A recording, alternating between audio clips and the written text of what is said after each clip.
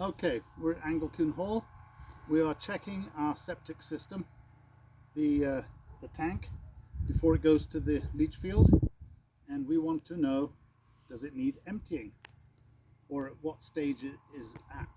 Last time we emptied it out was about 4 or 5 years ago, and we want to see where we're at. A lot of people think you can go decades and decades, and some people think you need it, emptied out every so often. It's a 1,000 gallon tank, which is in my mind the minimum. And crazy places like Canada, they have it mandatory that you have to have it emptied out every 2 years, which is crazy.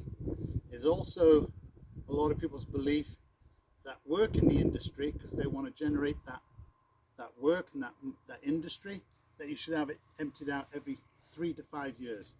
Utter nonsense. So we have the tank here, and we have the leach field downhill over here. Clearly the leach field is downhill from the tank. This would be here.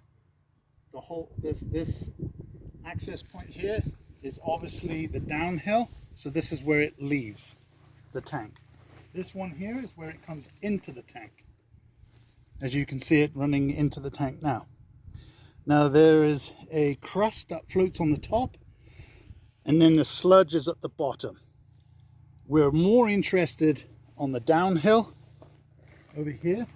We want to know if there is any, as you can see in this tank, there's very little crust on the top. So we've got a dipstick here. As you can see, that's about 5 feet of liquid. We put the stick down. It has no struggle hitting the bottom of the concrete tank.